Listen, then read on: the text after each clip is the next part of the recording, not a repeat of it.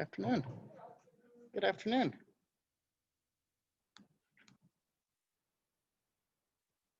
So you guys probably want to make sure you sit where you can see the board, at an angle where you can see the board.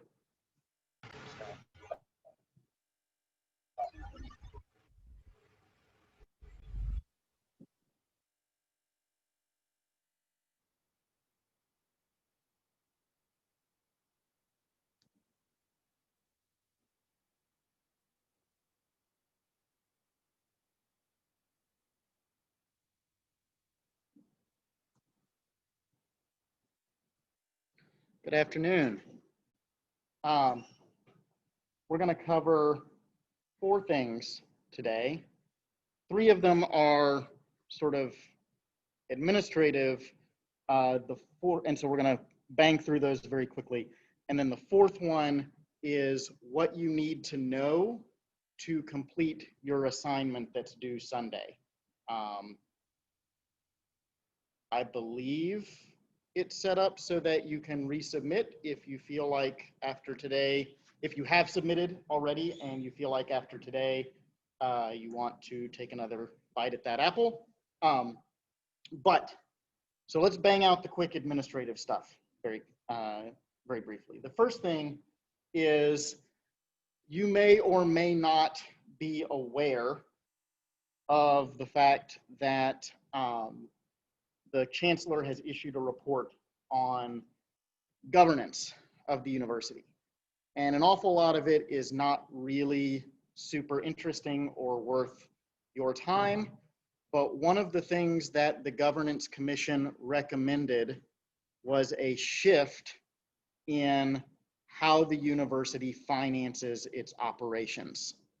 Right now, the university operates under a financing model where participating governments are supposed to cover 80% of the university's budget, and student contributions, student fees, are supposed to cover the other 20%. The Governance Commission has suggested that students bear a larger share of the university's costs, largely because governments have not been meeting their obligations. So,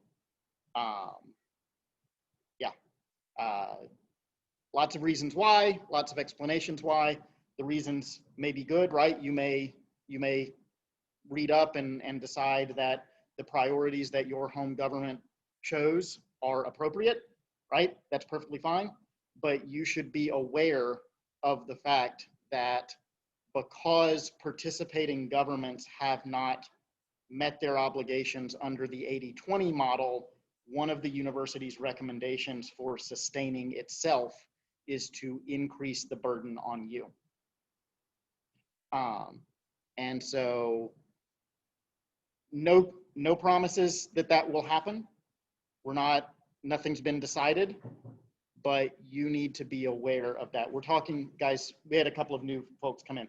We're talking about the Chancellor's Governance Commission and how they have recommended that the university balance its budget by increasing the share of the budget that students are asked to pay.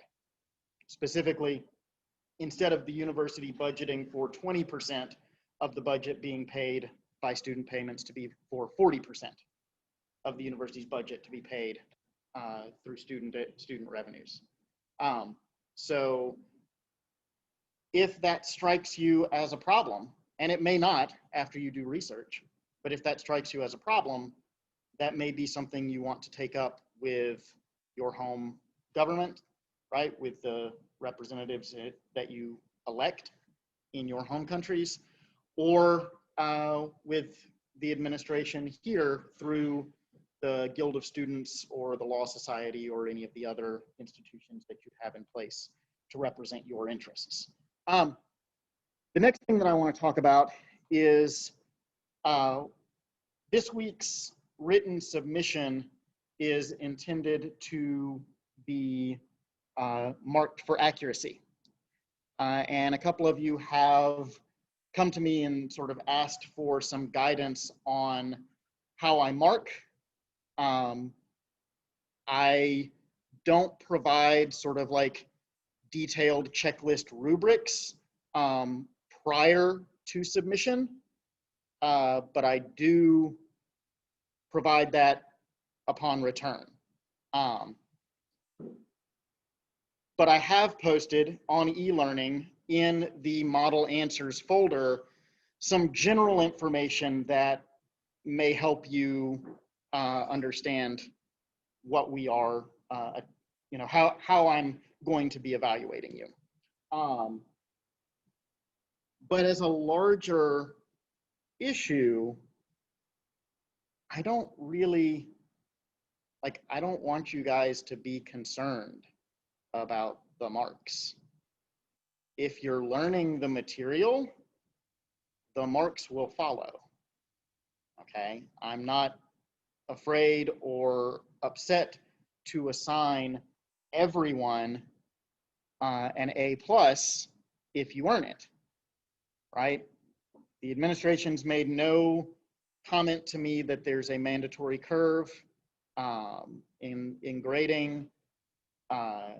And so if you know and understand the concepts and the material, you're gonna do fine, okay? And if in reading and studying and revising, you don't feel like you understand the concepts and the material, you should come and talk to me about that, and we'll try and get you to the point where you do, right? But yes. Just question 1, that's correct, yes. We talked about question 2 in tutorial, okay? Yeah. Yes, for this Sunday, the week 5 tutorial questions, okay? Okay, so the last, that's everything, except that I will say, like,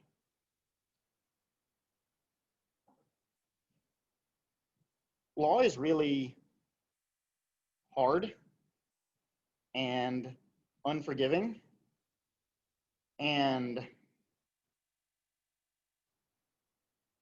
if you don't love the law,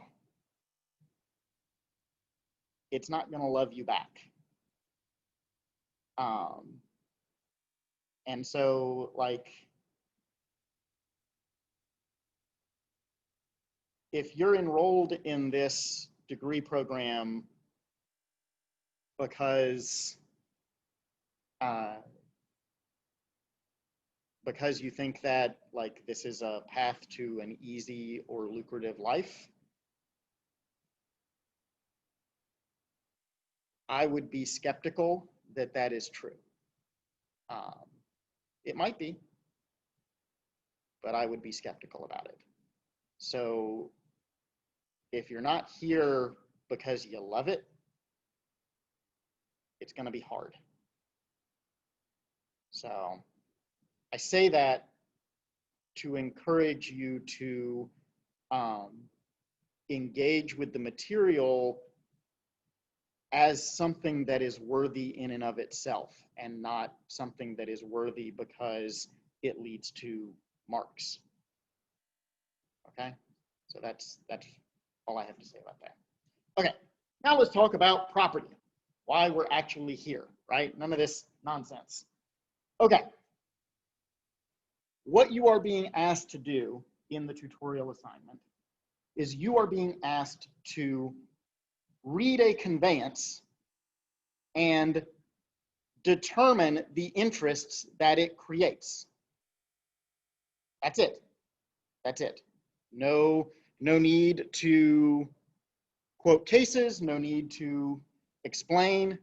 Just say this interest, this interest, this interest. So let me show you a couple of ways to do that.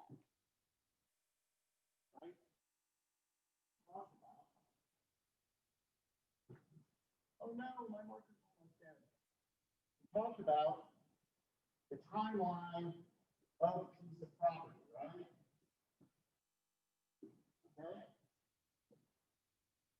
guys see me can you see me in on the camera?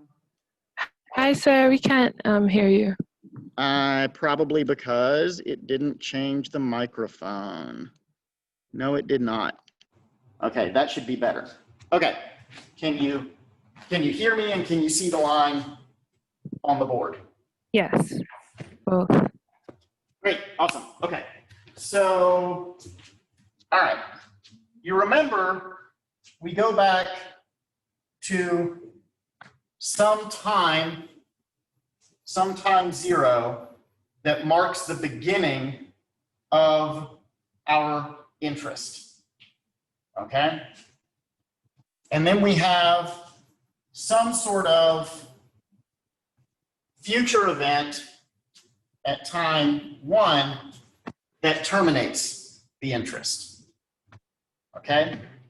So when you are being asked, what are the interests created by this conveyance, you should be thinking about putting them on the timeline. And you should mark on the timeline everywhere where there is a condition that changes someone's interest, right? Changes the holder or changes what they own, okay? So if the conveyance is 2A for life, right?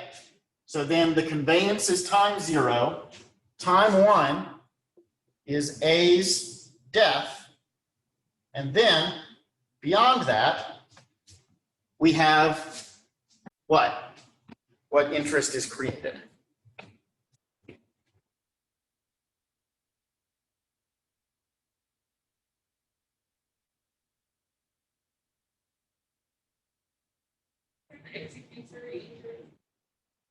Close.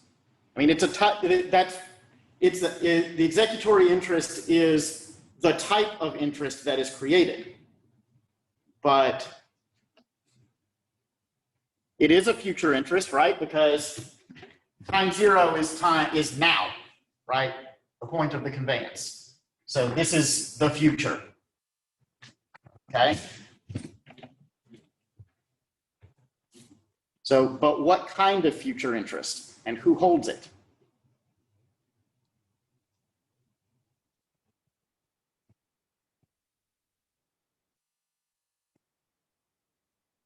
Just as a reminder, since the camera is focused on me and not on the board, the conveyance is 2A for life. So upon A's death, what future interest vests and who holds it?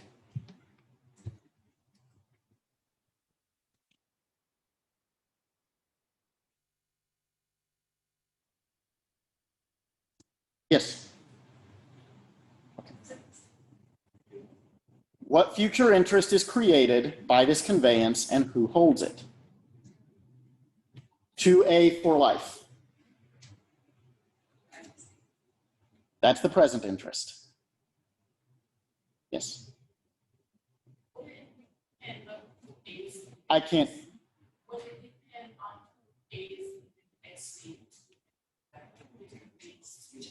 What power does A have to determine who inherits the estate?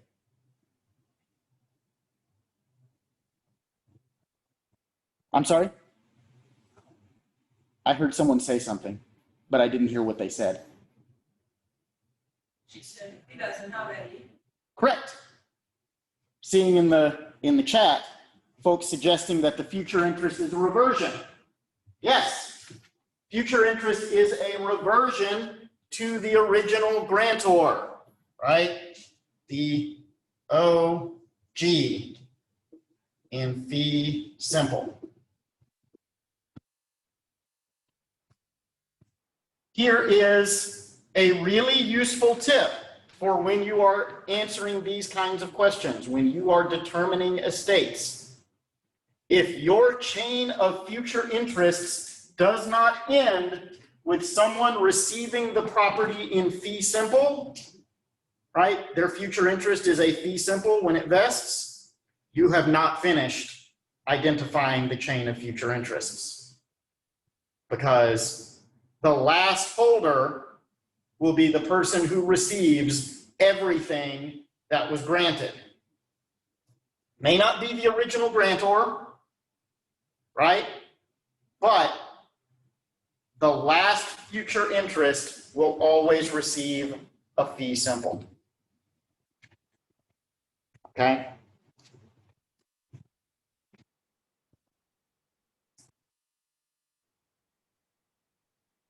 So how do you write that?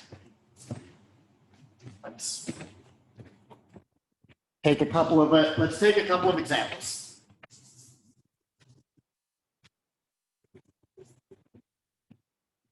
Okay.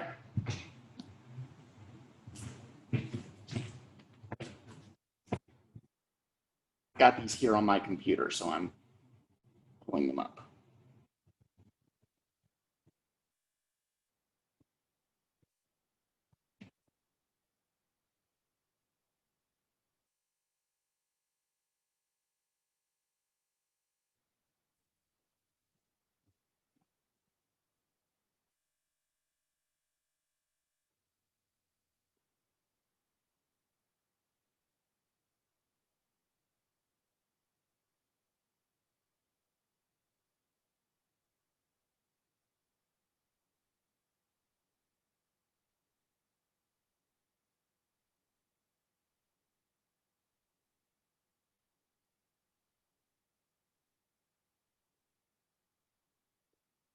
To A for life, then to B and their heirs if A opens an insurance business.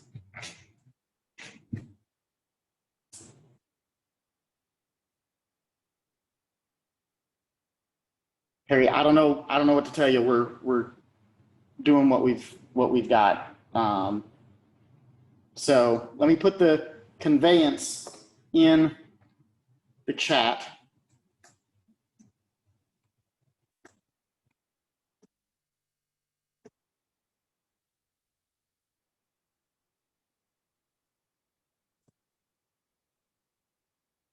Okay, so who has the present interest? So the way that you write these definitions of interests is start with the present interest, and then you proceed through the conveyance, and you should end with the last holder who will receive a fee simple, right? So, to A for life, then to B and their heirs if A opens an insurance business. So, who holds the present interest after this conveyance is complete?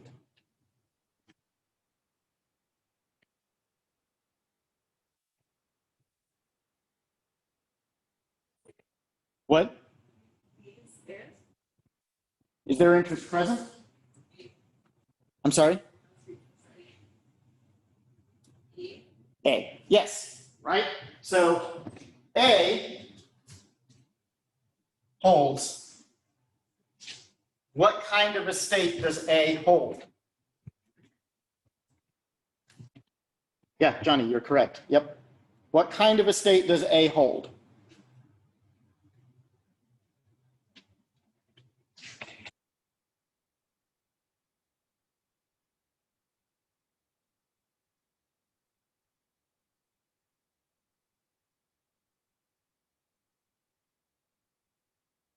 You guys are just guessing.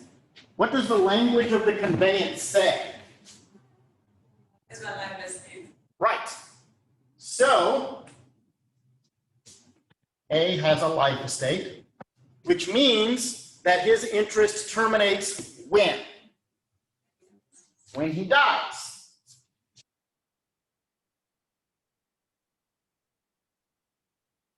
Okay?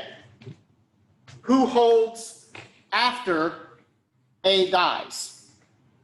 I see you in the chat. Yes, you were correct. Who holds after A dies? I'm sorry? B, maybe. What has to happen for B to receive the interest?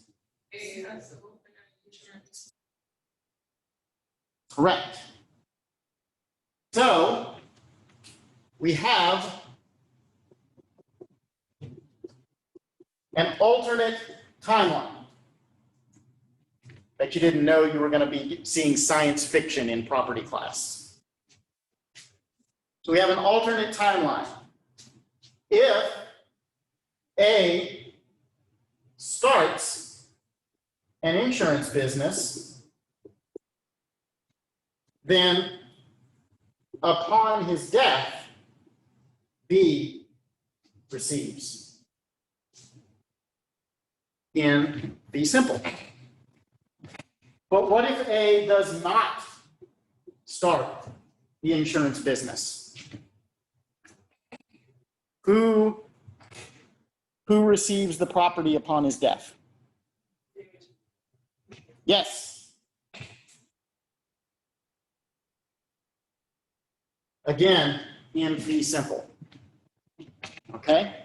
So in order to write this down, right, for your responses, you would say that A holds a life estate. Okay? B holds a conditional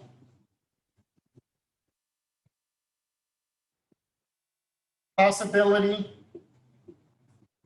of reverter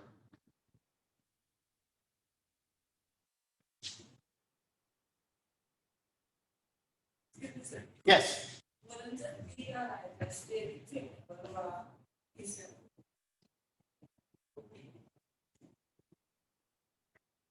You know, that's a really great question. So for those of you in the chat who didn't hear the question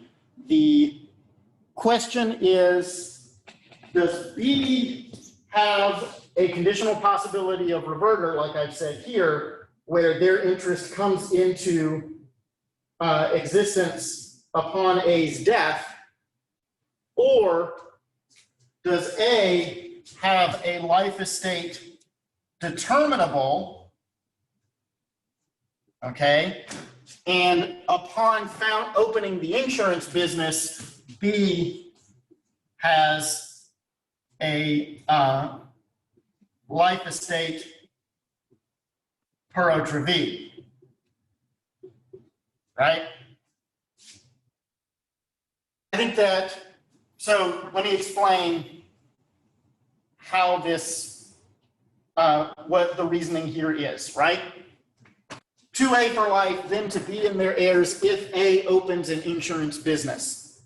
The question becomes, when does B's interest vest?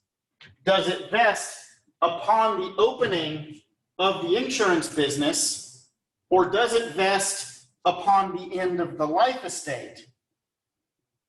Right? If the insurance business has been opened. Okay?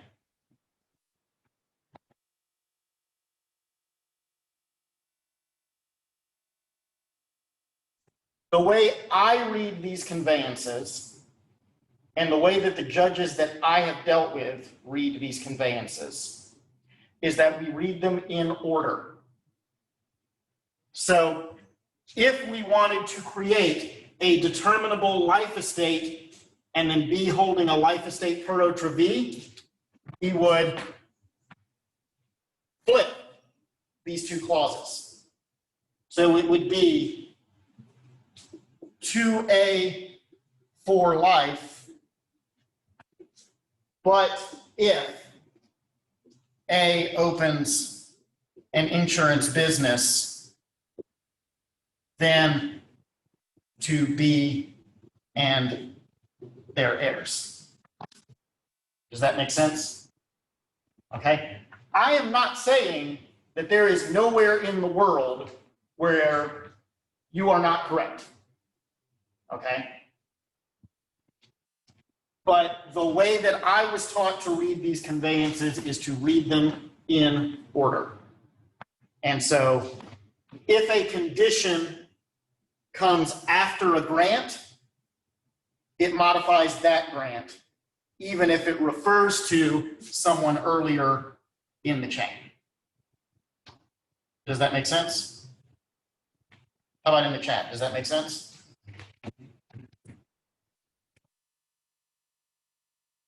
Yeah, Kiera, that's exactly what we were just talking about. Sorry, I didn't see. Okay. Okay. So we read these conveyances in order. All right. So 2A for life creates a life estate. But if A opens an insurance business, creates a determinable life estate, which means that there's a condition under which it gets dragged away from him. 1 second. But if A opens an insurance business, then to B and his heirs, which means that B gets A's life estate, right? When A is deprived of his life estate, the rest of it goes to B. Okay? So it's a possibility of reverter life estate per Otra B. Okay? Does this make sense to you? Let me check it. Let me check the chat. Does it make sense in the chat? And then, well, I'm sorry, I just want to make sure. Okay, so Kiera, to come back to that, right? The way that this conveyance is phrased, 2A for life, then to B and their heirs. That means that the conveyance to B is at the end of the life estate, and the conveyance to B only happens if the condition is met. Okay? So, you got it now? Great. All right. What I saw was B would have been in B2, C, not E. So I guess that's it. Yeah, the determinable, right? Remember, there are 3 labels here, right? There's defeasible, which just means that it's a present estate that has a condition attached, right? And then of those, there are determinable, which are estates that have events that happen, and condition subsequent, which are estates where things cease to happen. Okay? But these are all present interests. Okay? Now, when you are describing your estates, you need to describe the future interest and the present interest that it will vest into. So what do I mean by that? Let's look at this again, right? So B has a conditional possibility of reverter, okay? So they have the possibility of reverter attached to a condition, okay? And in the event that their possibility of reverter vests, they will hold in fee simple. Okay. Now, the other thing you have to keep in mind, anytime you see one of these future interests that has a condition attached, that may not vest, you are not finished. Because there always has to be someone out there who is certain to receive fee simple someday. Okay? So B has a conditional possibility of reverter, right, in fee simple. And then G has the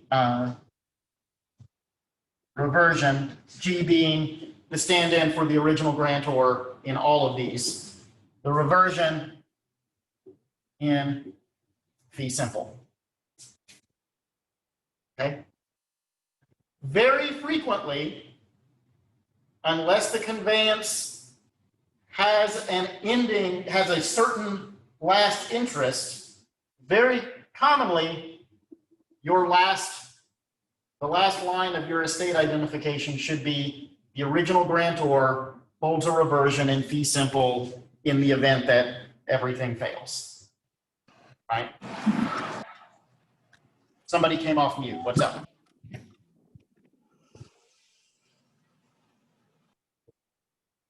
So, Johnny, did I answer that question?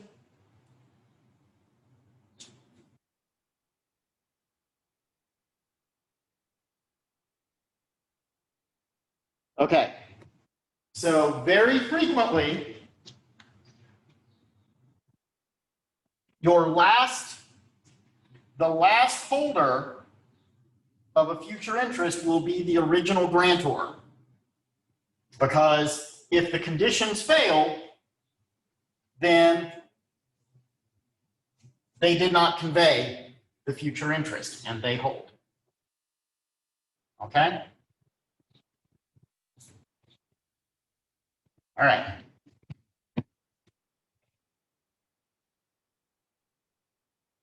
Yeah. So there are conditions where this isn't true. Okay, let's go through one where that's the case.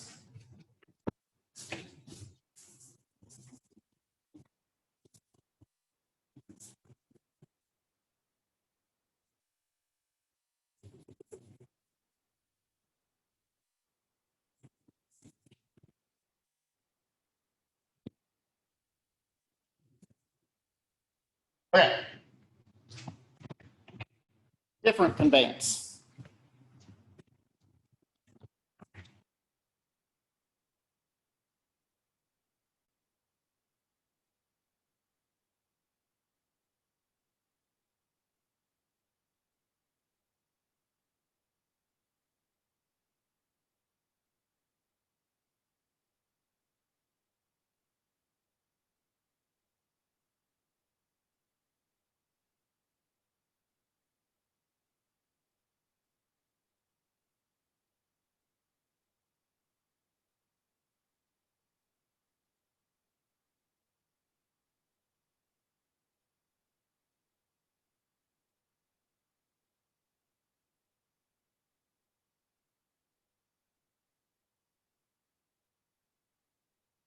Okay. To A and their heirs, but when B's children all leave CARICOM, to C and their heirs. Let me put that in the chat for you. So.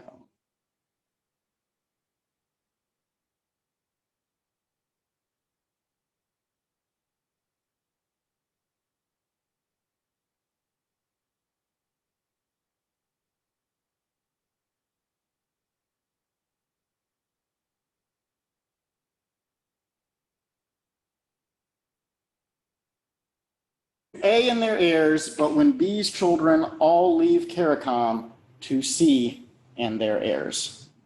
So, who holds the present interest?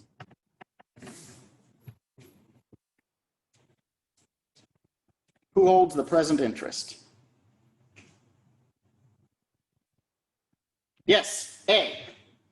So, what does A hold?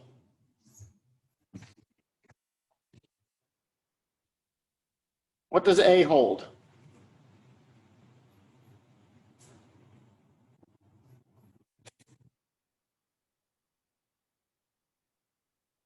Be simple. Okay.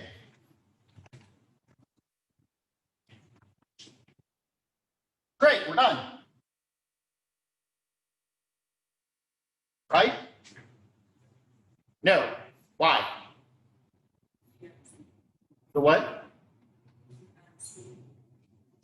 But A holds in fee simple. Right? Yeah? How does these children get the SC? It says to A and their ears, but when you these children. So these children is the condition, so B doesn't get it, anything Yep. with the estate, it goes It's straight. to- nothing, B doesn't ever get the estate. B's children never get the estate. They're just the condition. So it's a condition subsequent, Is it a thing that happens or a thing that, so it's a Stop. determinable. so fee simple determinable, okay? Hmm? It's not subject, condition, it's subsequent. It's- the stuff yet, and we, Is it something that happens or something that stops happening? to me, it's something happening, and if it's stop happening, look at it. So I see you guys in the chat. You're saying the right thing. So sure. Okay. So 2A and their heirs. We talked about on Tuesday what this language creates. This language creates a fee simple, right? But because there's more after it, we know that there's some sort of defeasible fee created. But when B's children all leave CARICOM, so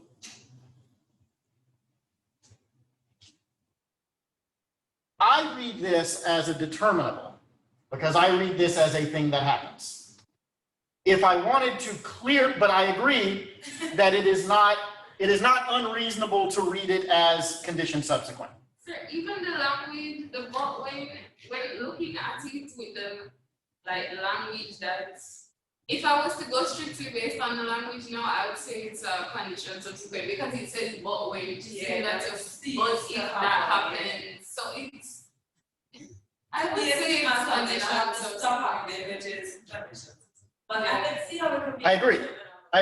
Here is how I would write this if I was intending to clearly create a condition subsequent, okay? But when these kids no longer live in CARICOM, okay? So this is how I would phrase this, right? So it's no longer live in CARICOM. That's a thing that has, right? Living in CARICOM has ceased to happen, right? Whereas in this phrasing, what happens is the leaving, okay? Again, the line between fee simple determinable and the condition subsequent, it's fuzzy. It's fuzzy. And it's okay to be confused. I'm gonna go ahead and tell you guys, like, I don't like talking about marking, but to sort of allay your anxieties, I will say this. I do not anticipate imposing significant penalties for saying that something I intended to be determinable is condition subsequent or vice versa. Okay. Yes, if you don't think the way I do, there will be a small penalty because I want to make all of you clones of me. But no, you should not as long as you know that these are future interests and can recognize when one of them is being created, that it's one of these two things, you're fine. Okay? Okay. So A has a fee simple determinable. I would not complain if you described it as a condition subsequent. Who owns the future interest? C owns the future interest. As we discussed, I think in every tutorial, heirs do not exist until people die. Right? So C owns the future interest. What future interest do they own?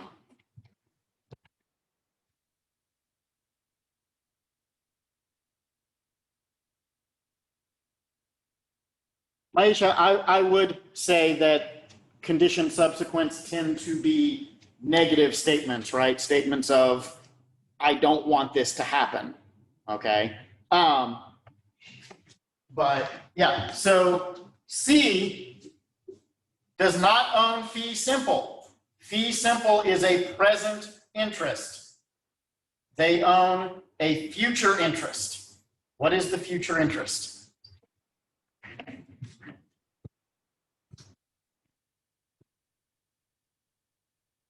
But you are correct, Regina, that when that future interest vests, it will be in fee simple. So that I don't want to discourage you. You're right about what the present interest will be, but that's not what they own at the time of the conveyance. So what is the future interest that C receives? Well, it depends on how you characterize A's interest, right? I will say, I think it is much more important that you know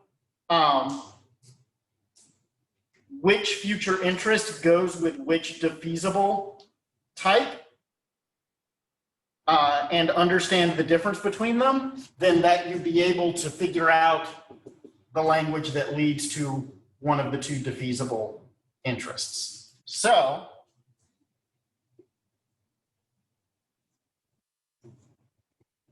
if you read this as a fee simple determinable, like I do, C has a possibility of reverter.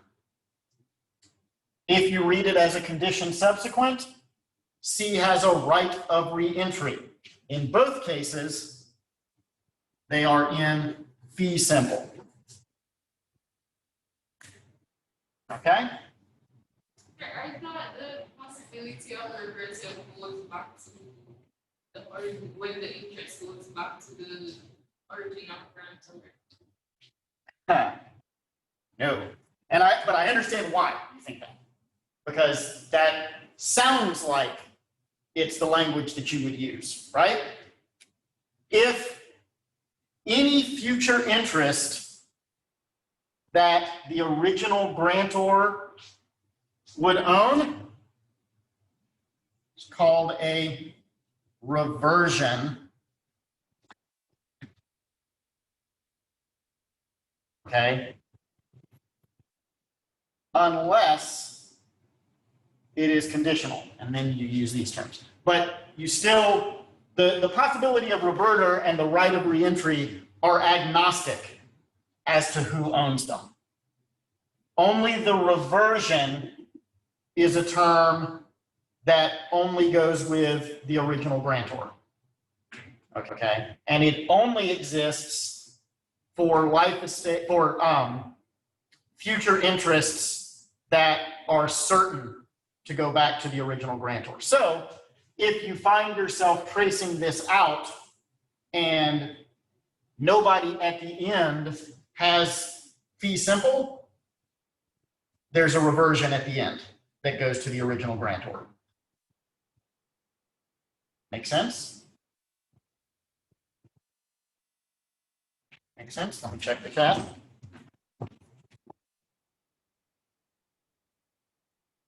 Yeah. I'm sorry. The right of reentry is the future interest that is created by the condition subsequent. And the reason that there's a difference and the reason that it matters is when the possibility of reverter vests, you immediately take possession. You now control the property and you have the ability to divest the present interest holder. The right of reentry requires you to take action to claim your right. This is why this matters, right? If your right of reentry vests and you just sit on it,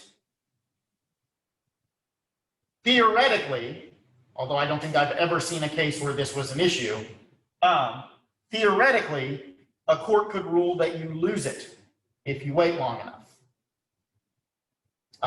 That would be the equitable doctrine of laches, if you were wondering, which we will not be discussing in this class.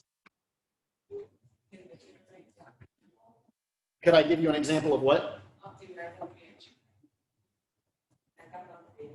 Oh, probably. Well, yeah, right? So, but when these kids no longer live in CARICOM, then to C and their heirs, right? So this is a condition subsequent conveyance, as I read it. And so the future interest is a right of reentry. But there's no special language that creates a right of reentry as opposed to anything else, because the special language is in the defeasible fee or the defeasible life estate. Okay.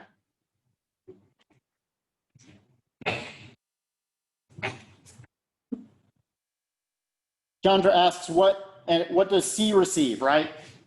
C receives either the possibility of reverter or the right of reentry, right? Depending on how you read the present interest conveyance, and they receive it in fee simple.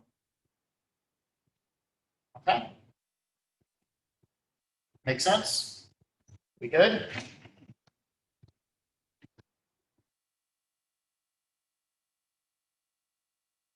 Come off mute, Kiero. How do you mean, how is that? Explain what you're asking, please. I don't understand how it's a reversion. Like, can you go over that part for me, please?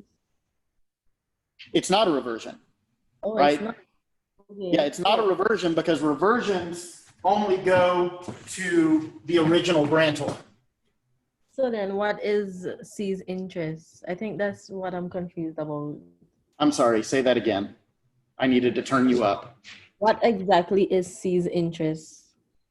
C has again, it depends on how you read the conveyance to A. Okay?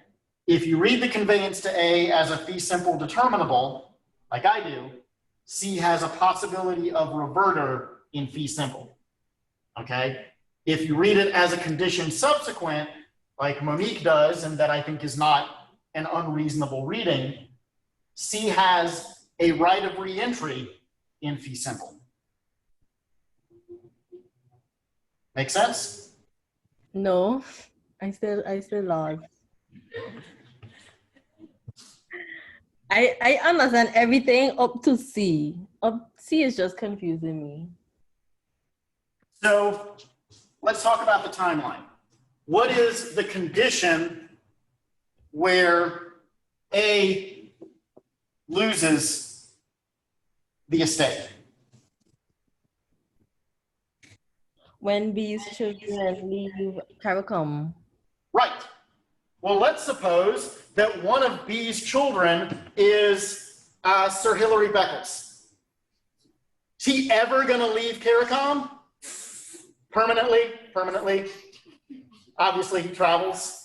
But is he ever going to move to Canada or the UK or France for the rest of his life? What?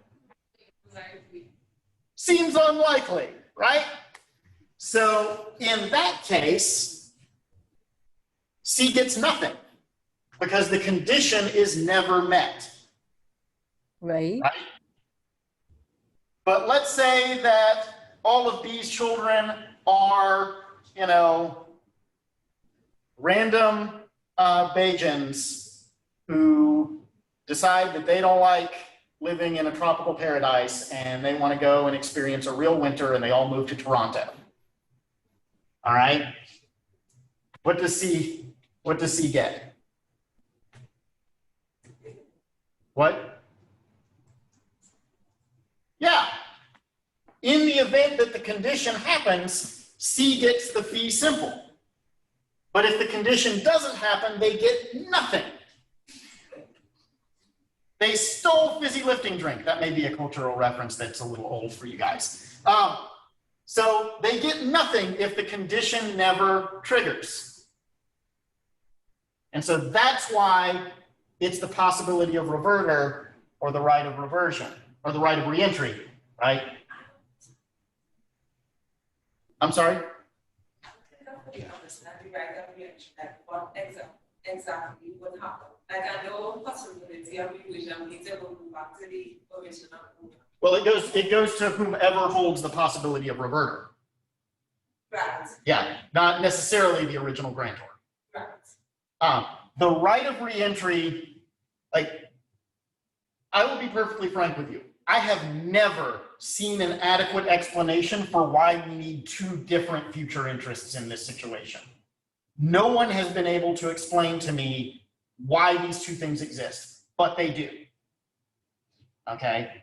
And so all you have to know is that with the right of reentry, if that's the future interest that you decide exists, that C does not automatically vest. They have to do something to claim their present interest. Okay? Sounds like we're out of time. But yes, we are. So guys, I really appreciate your work. This is a complicated topic. So I don't want you to, I want you to feel free to email me your questions as you're working through the concept. I'm going to be more responsive with email over the weekend than I normally would be. Normally I don't respond to emails, but I will be more responsive this weekend than I normally would be. Okay, so see you guys next week, and we'll talk to you later. Bye. Are you doing something? Because it was something. Good idea. Yeah. Why? When you write out your Hey. because it was technically agreed, it would have to.